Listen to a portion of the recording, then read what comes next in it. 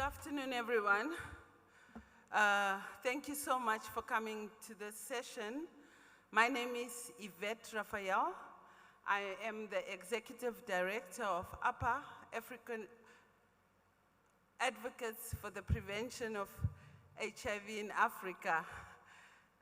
Don't mind me, it's my fourth moderation for the day. Welcome to this session. We have only one of our speakers here today, and it is Ellen Maleche from Kenya, a human rights activist, specialist in the work that we do for key populations, and he will give us his remarks with regards to the current landscape on the criminalization of key populations, also the current state of key populations in Africa. Comrade Maleche, you will hold us through this session, and I would like for you guys to also engage in questions and ask all the questions that you have for Dr. Maleche. Can we please give him a round of applause as he comes to the stage? Thank you.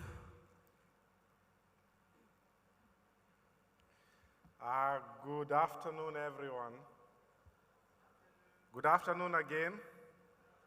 So I will just briefly talk about what is the current legal and policy environment in a number of African countries. But what would prefer to do this session, because a number of speakers could not travel, we would prefer to get questions and comments so that we can be able to have a brainstorm around how we deal with this particular issue. So please bear with us to have modified the context of the conversation, but it allows us to have some level of interaction, and it's building up from the conversation that just ended today. So I want to start by saying that I work on health and human rights issues. I work for an organization in Kenya that's called KELIN, but I also sit on a number of boards. I sit on the UNAIDS reference group. I also sit on the Global Fund board, where I've been able to engage with a number of governments and a number of policy issues around this particular topic relating to legal environments. Now, why do we feel that legal environments are important? Is because the kind of legal environment you have determines whether people will be able to test, it determines whether people will be able to get their results, and it determines whether people will be able not to be stigmatized. Because if you have an environment that does not encourage people to test, then they'll not know about their HIV status. If you don't have a legal environment that allows people to disclose in a manner that they feel safe, then people will not want to come forward to test.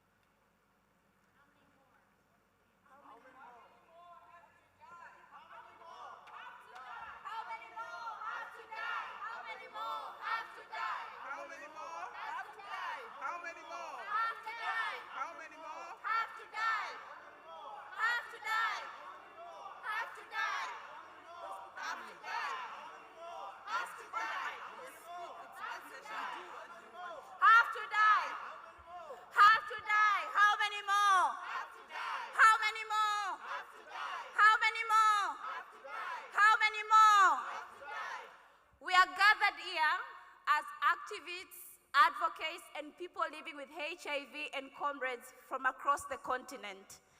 And we are here to bring our plea and cry that we've been having and advocating for over the years. We want prioritization of AHD commodities from our government and global actors. We want CD4 screening and tools available for our people and communities in country. We want point-of-care diagnostics and optimized commodities for our people. How many more of us have to die before our governments, before donors, before funders, before farmers actually invest in our lives? Advanced HIV disease death is preventable, it is testable. How many more of us have to suffer from TB, from crypto? How many babies have to die? How many adolescents have to die before this becomes a national concern? We are calling our governments, we are calling funders, we are calling donors, we are calling global actors. We want this to be a priority. We don't want to meet again with numbers. We don't want us to be bullets in your reports. Our lives actually matter. How many more? How many more? How many more? How many more? Stop AIDS death. Stop AIDS death. Stop AIDS death. Stop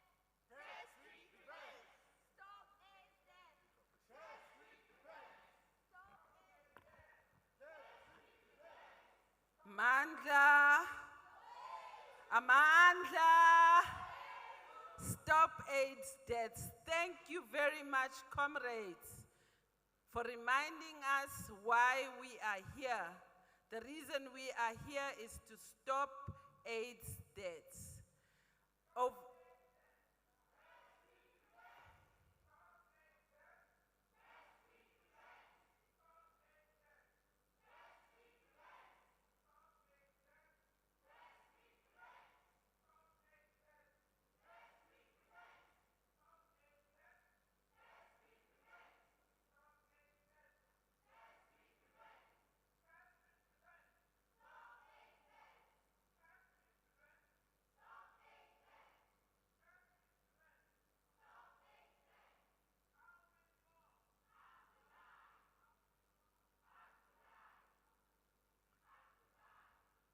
Thank you.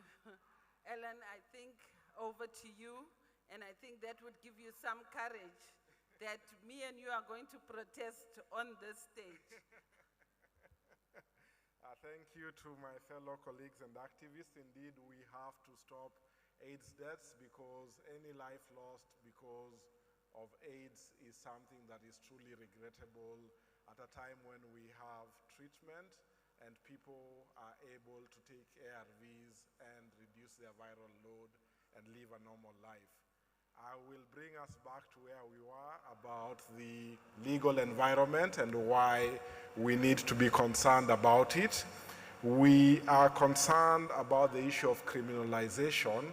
I was talking about why a legal and policy environment is important, and I talked about the point that if people are not able to test freely, if people are not able to get their results in a confidential way, and if people are not able to disclose without the fear of violence or stigma, then that will affect their ability to access treatment, and we will never meet the 90-90 targets that UNAIDS has set for us to be able to meet in order to be able to have HIV at a level where it is not transmittable and at a level where it is then controlled. And so we must then remember that is why the legal policy environment and the structural barriers have to be addressed.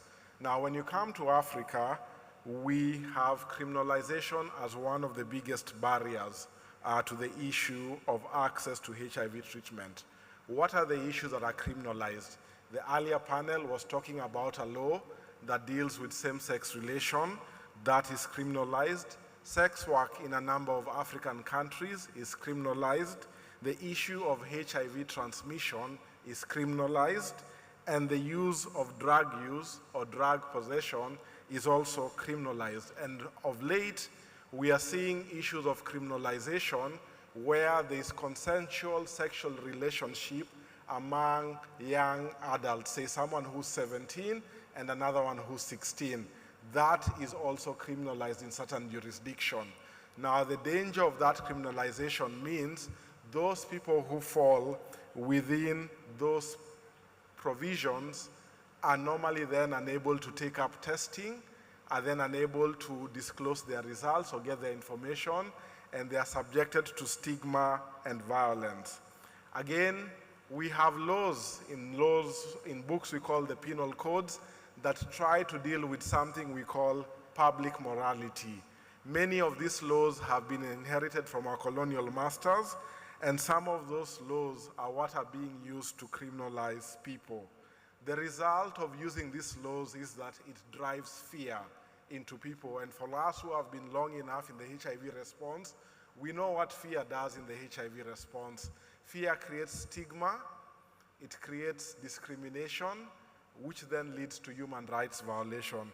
And that is what exactly criminalization does and criminal laws do in contexts that we do have in very African countries and also in other parts of the world. So we cannot talk about leave no one behind when the law itself is pushing people behind the walls. So what contradictions must we discuss and be able to have an honest and sober conversation that is not driven by our moral beliefs, that is not driven by our religious beliefs, but is actually informed by what science says and what the law says. So the one contradiction we must deal with is that at least every year, our governments make global commitments on universal healthcare coverage, on the HIV response. Yet, on the other hand, they enforce laws that we've talked about, either criminalizing same-sex relationship, either criminalizing HIV transmission, either criminalizing sex work or drug use, but yet we want to be able to reach UHC, we want to be able to reach the 90s. How do we address that contradiction? You make global commitments as leaders, UN agencies push us to have the global targets, but on the other hand, you have laws and policies that are leaving people behind, that are getting people criminalized. A lot of our national AIDS policies actually acknowledge people that they call key populations. These are sex workers, these are drug users, these are men who have sex with men, and yet, though they are acknowledged in the national AIDS strategic plans, rarely do we see budgets that follow the interventions that need to be addressed to them. Most of the budgets would come from donors, either the Global Fund, most recently from PEPFAR, but we all know what has changed in terms of those circumstances. Again, the contradiction we have to deal with is that there are a number of courts, there are a number of jurisdictions where the courts have advanced rights in some places, but on the other hand, you also have parliament that is driving back on those rights, and I will come to examples of some of those countries. Then we must also talk about digital health promises, that digital health promotes for more inclusion, but also we are seeing governments and other players using digital health to surveil people, to track people, and to punish people where they are found to be illegal, especially on key populations. So I don't want to be all doom and gloom, but that is just contradictions we have to continue dealing with. They are not new, they are issues that we know, that they are issues that are happening. So we must think through what then is working. What are the positive things that have happened? In Kenya, there have been positive decisions by the Supreme Court that allows for LGBT organizations to be able to register and provide health services to other people. We have seen cases in Botswana where they have decriminalized same-sex relation through litigation, but also supported by work by the Global Fund. We saw in Uganda the partial overturn of an anti-LGBTI law. It was not fully successful, but that was a court process that was able to bring this work forward. We have seen harm reduction litigation in Malawi being successful, and we've also seen some work in South Africa around issues of sex work. So is there a way to deal with some of these issues? Yes, there is, and going through court processes is one of the ways that are going. The second thing that has worked is actually working with people we call community paralegals and the networks of community paralegals. Paralegals are mostly networks of people living with HIV, sex workers, drug users, who learn about the legal process and the legal issues around what are the laws, what are the issues, and they work closely to document the real-time violations, link the people to lawyers, and link people to the formal legal aid system that is put by the government. I have already talked about strategic litigation, but I want to underscore, as a health and human rights lawyer, there have been some very important wins that allow us to be able to safeguard the rights of every human being, including people living with HIV. There are urgent priorities for African policymakers. If some are in the room and if some are watching this online, I think if we want to be able to meet the 90-90 targets, if we want to be able to succeed in the HIV response, if we want to be able to win on universal health care coverage, if we want to be able to win on integration, then we must look at what are the harmful laws that are existing in our books and how can parliamentarians have those laws repealed. How can we protect confidentiality, especially on digital health and the rollout of apps, the rollout of digital technologies? How do we safeguard people? How do we recognize community-led services as an essential part of national systems? And how do we ensure that funding continues for rights-based work and programming that then ensures that the right laws and the right policies are enacted and are enforced? And most importantly, I have seen this happening with UNAIDS, I've seen this happening with UNDP, I've seen this happening with the Global Fund. How do we make more investments to train judges? How do we make more investments to train prosecutors? How do we make more investments to train police officers? How do we make more investments to train healthcare workers? And how do we make more investments to train journalists around issues of non-discrimination? Because you need an enabling legal environment to be able to take this forward. Fifth issue I want to raise is around partnerships. We need partnerships to make this work. We need legal experts like myself to push for litigation, to push for legal reforms. We need communities like those Yvette represents to be able to work and collect data and guide what must change in the importance of communities. We definitely need our regional bodies. We need the African Union. We need SADC. We need the EAC, which has a very good HIV regional law. One of the most progressive regional laws on HIV is from the East African community, and it's binding to all the member states. We need ECOWAS, and we need them to align to the same standards.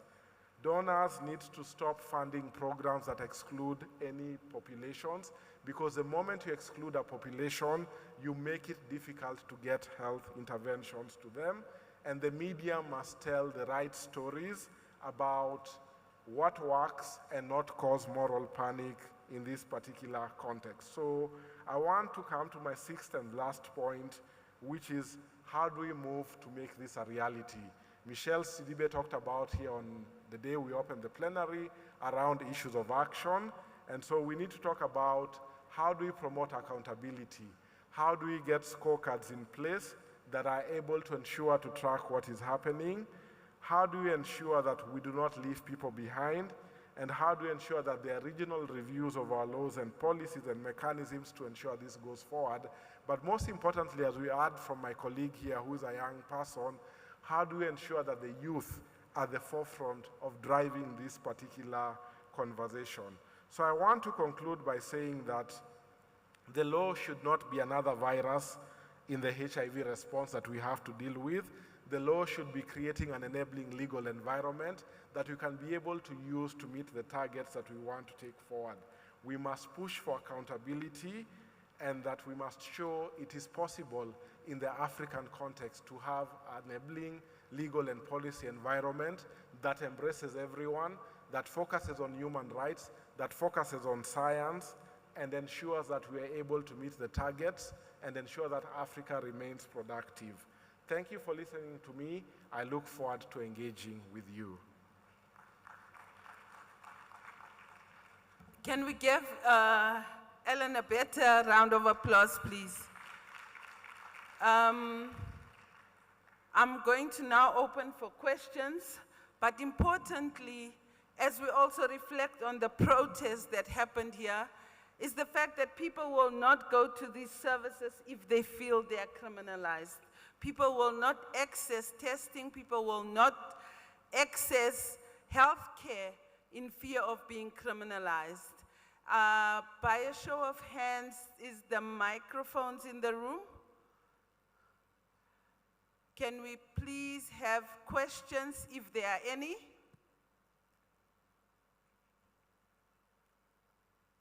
We have a hand here in front.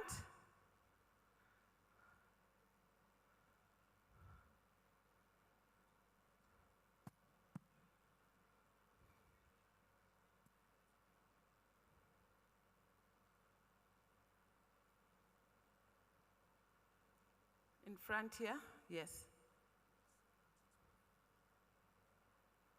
Good afternoon.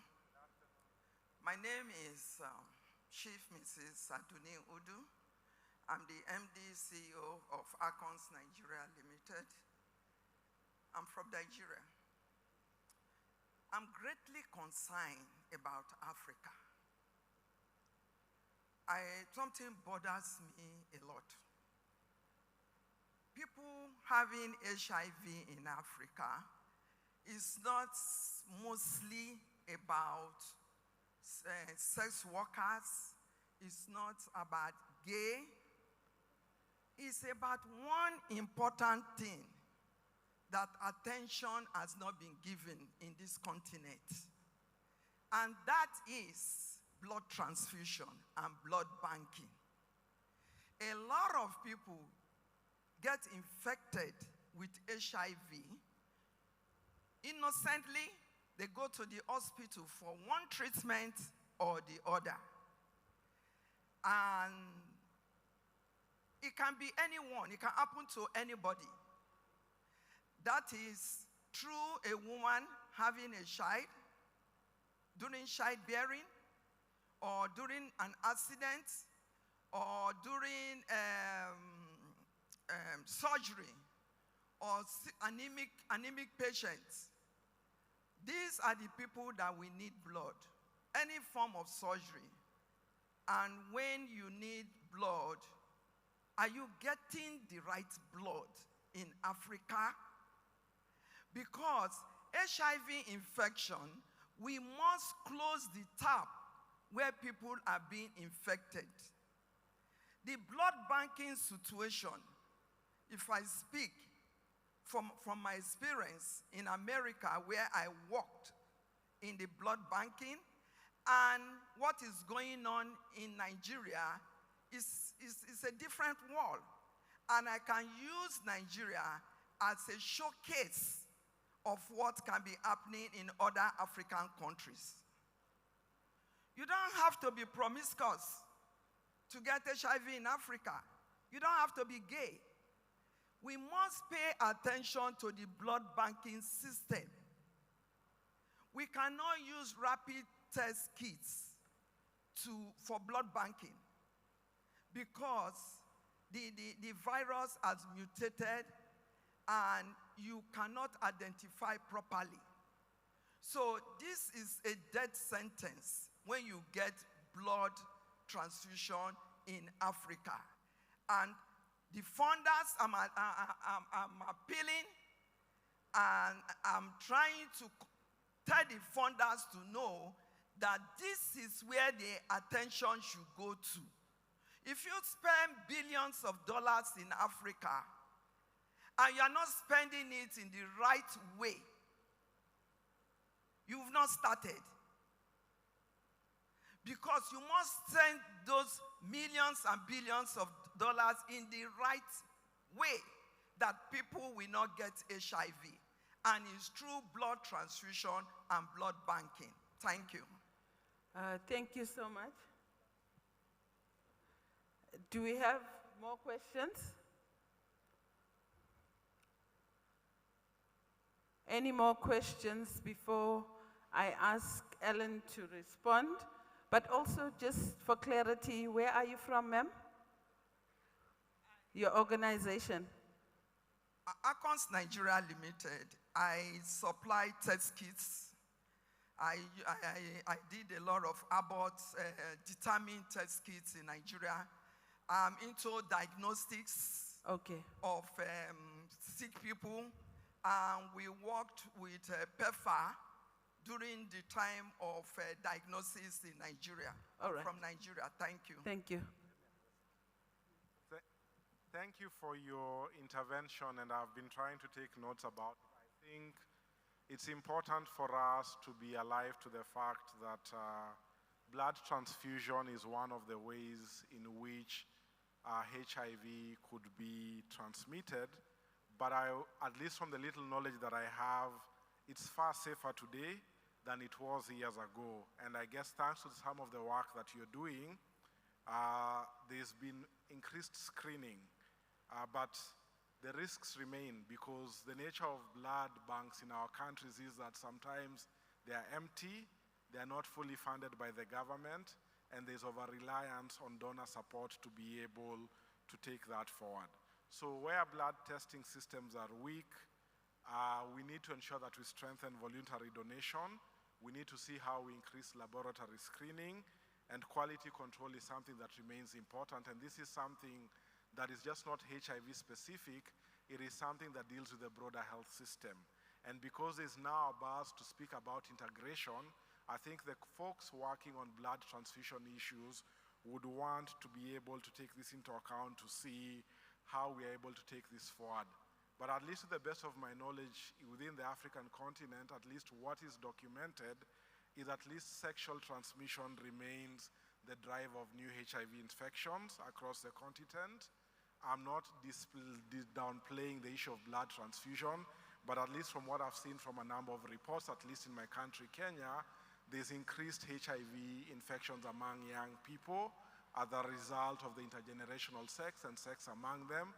But the key point is that to ensure we need to stop any forms of transmission of HIV because we clearly know how to prevent the transmission of HIV, and that's the key message you should be able to take forward. And again, in the context of blood transfusion, what are the laws, what are the policies that make the environment favorable for you to be able to advocate and push governments to be held accountable to make this a favorable environment? Happy to take more questions. Thank you so much, Ellen, for holding us. Do we have any more questions?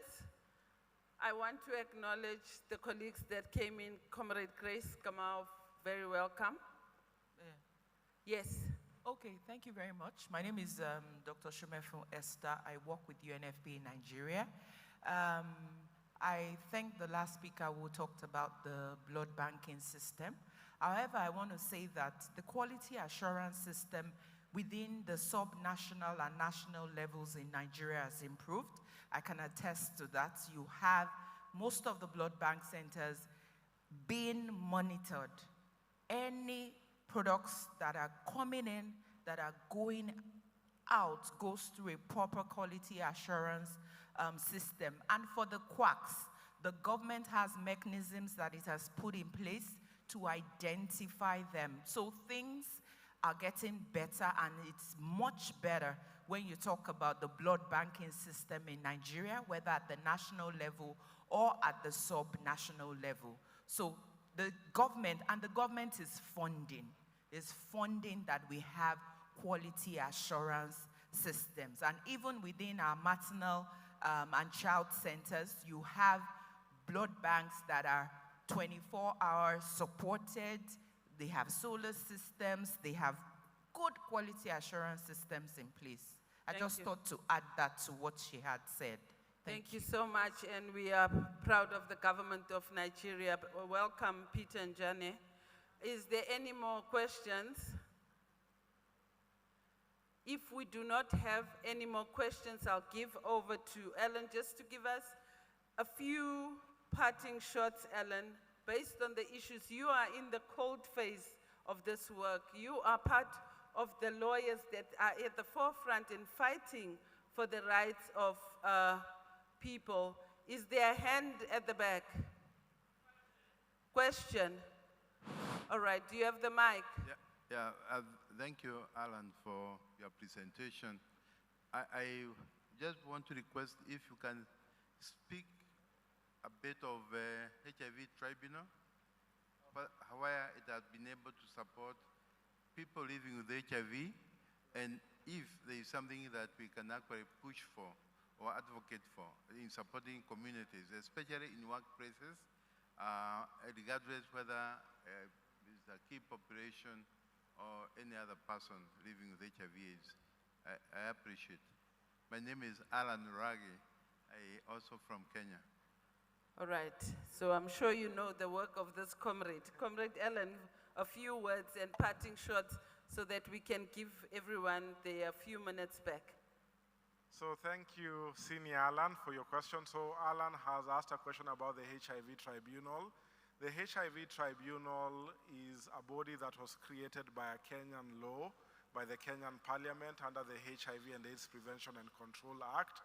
The HIV Tribunal was specifically set up to address issues concerning HIV as regards to the law in Kenya, and the composition of the HIV Tribunal involves 2 people who are qualified to be judges of the High Court of Kenya. It involves 2 medical practitioners. It involves persons representing people living with HIV, and it also involves people from the general public. It is a 7-member committee that is able to make decisions about issues of testing without consent, issues of discrimination, issues of being dismissed from the workplace. It's able to deal with issues of people being discriminated in educational places or being denied insurance. It is the only tribunal in the world, and it has made a number of decisions, and I'm happy to share it, and that is a very big achievement for Kenya. And the cases by the tribunal are done in an informal way. You can start your case by way of a letter. You can get support of a lawyer provided to you at this particular tribunal. And so it is a model for those who are thinking about issues of access to justice to be able to take into account. The tribunal has now been embedded and is part of the Kenyan judiciary. The judiciary does support it, and the judiciary does support the tribunal, and it's an avenue that many of us should be able to consider in terms of thinking through how do you make access to justice available, affordable, and accessible to people who are not able to get into it. So thank you, Alan Ragi, for reminding us about the HIV Tribunal. My parting shots are only 5. The first one is that criminalization kills and rights save. No health without human rights. Fund what works and fund communities to be able to lead the work. And I want to end by saying that the law should heal and the law should not cause harm. Thank you for coming for the session. Let's give Ellen a round of applause for holding us. Thank you so much, everyone, and we'll see you at the next session. Thank you.